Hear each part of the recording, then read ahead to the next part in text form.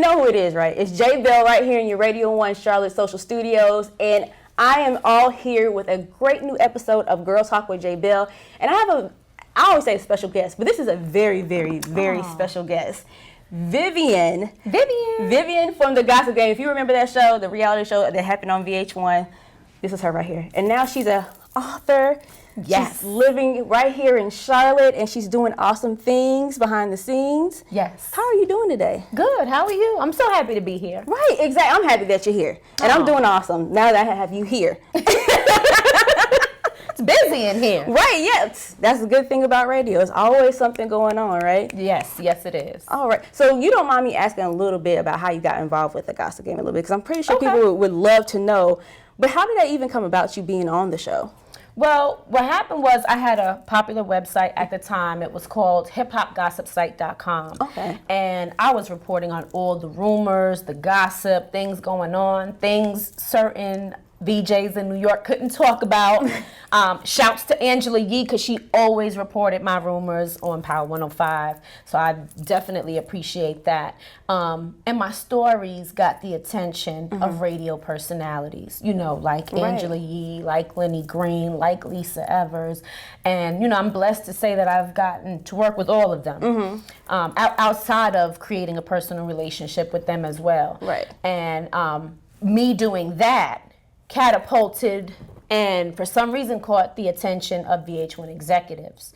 And they called me in. They had this idea for a new show about 7 women in media and how they go about getting their stories and their relationships with certain celebrities and, who's hot and who's not.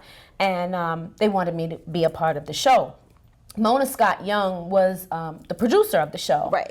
And me and her, the VH1 execs had set up a meeting for me and Mona to meet. And she was like, you must be really great at what you do, because this is the first time I take on a project and VH1 is telling me who I need to have on my show. Wow. So it just went from there. And that's how I got on the show.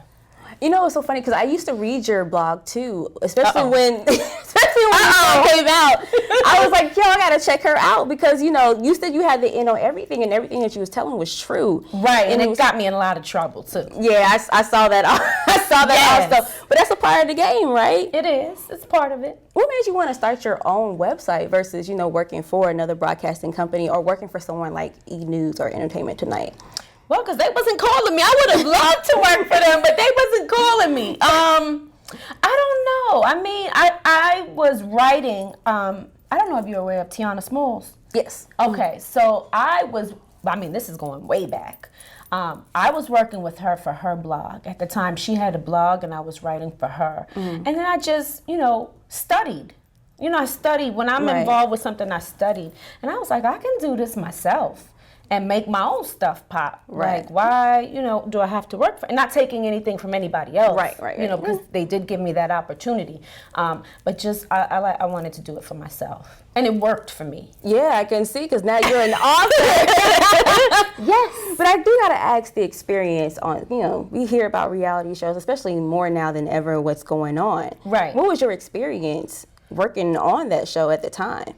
I had a lot of anxiety doing that show because one thing about reality TV is that it's not always reality. Right. And what I mean by that is the reality is your the way you react to something. That's the reality of reality TV. Right. But the reality of my life is that if I don't like someone, I'm not going to be around that person because that's how I choose to live my life. I don't talk about them. I leave them alone, and we just do our own thing in life.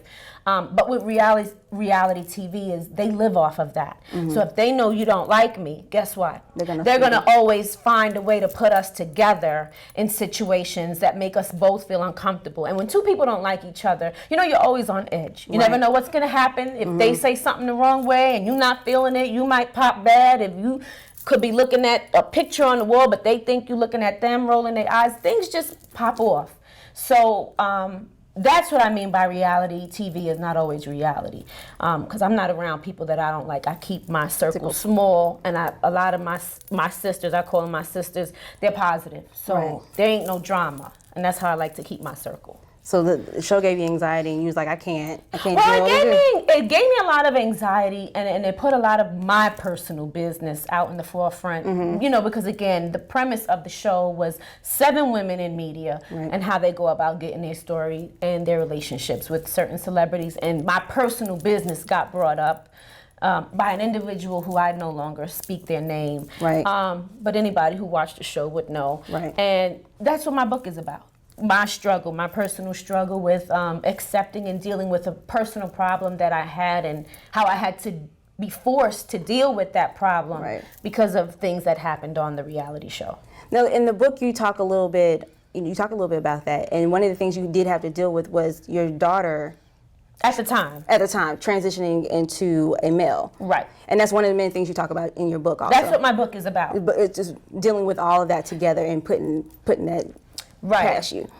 Well, the book is about acceptance and struggles. My book is really for parents. It's not about outing anyone. It's not a tell-all book. It's about my life, but a particular moment in my life and a particular problem I was having in my life, and the struggles and obstacles I had to overcome into accepting that in my life, and how I'm in a good space now. Right. I wasn't always in a good space. Right. But, you know, my book is to help people understand, and, you know, to help maybe the trans community, you know, see things from a different perspective.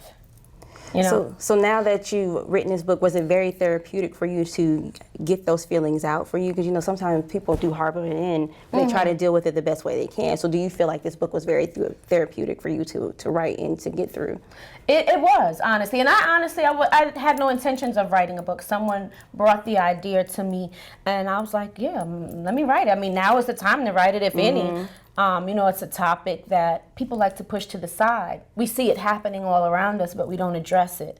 So my book is to help people understand that it's okay to feel how you feel. Right. But you got to respect how other people feel as well.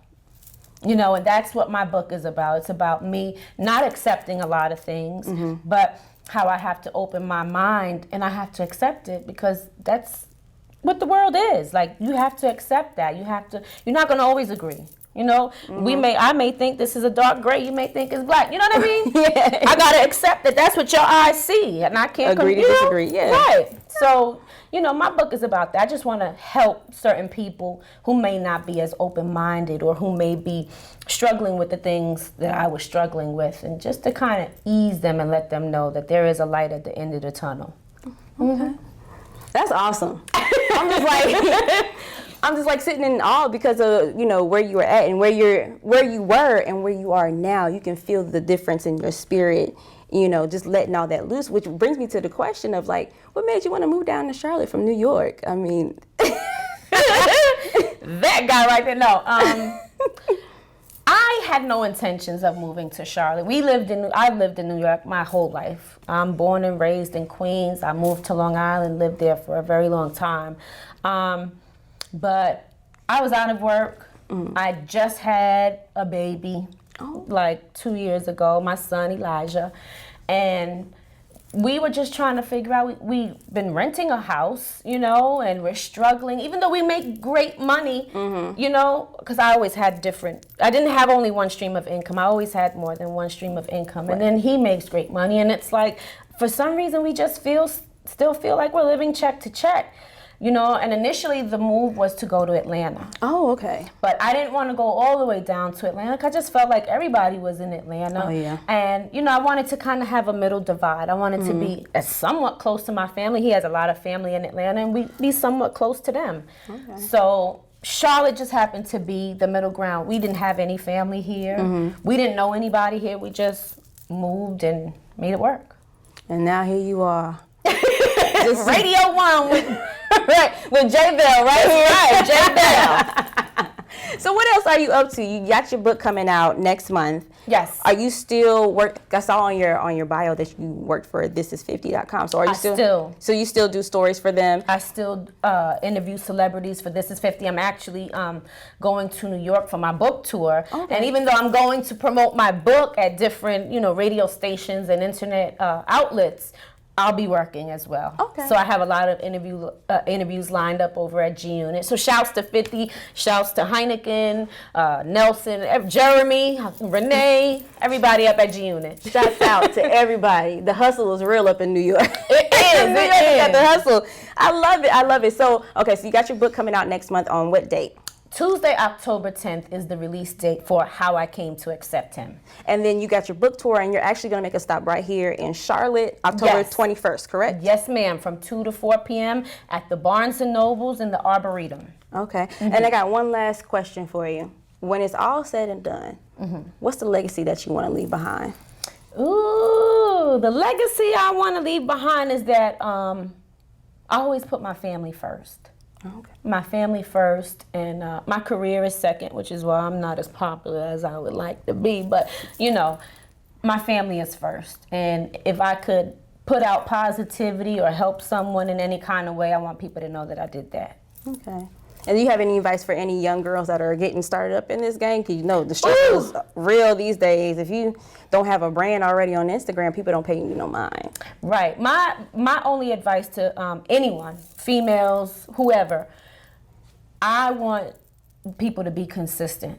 Be consistent, you know, because a lot of people, they get great ideas and they don't follow through on everything. Or when things get tough, you know, they kind of like give up on whatever idea they had, you know, and things are not an overnight process. It takes a long time to get to where you really want to be. But, you know, if you're consistent, it's going to happen. That's my advice. Ladies and gentlemen that may be watching this, Vivian right here. She's doing her thing. Book comes out October 10th. She's going to be making a stop right here October 21st. 2 to 4 at Barnes & Nobles. Make sure you check out her book.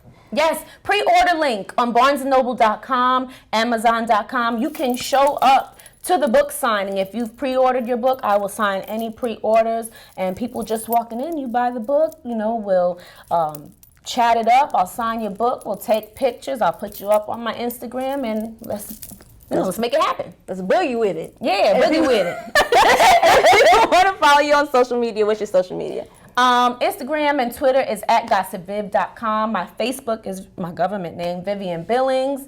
And that's pretty much it. That's pretty much it. For the social media, anyway. Or they could always check me out, my celebrity interviews on thisis50.com. Then you know where to find her at, okay? All right, guys, until next time, we will see you later. Later.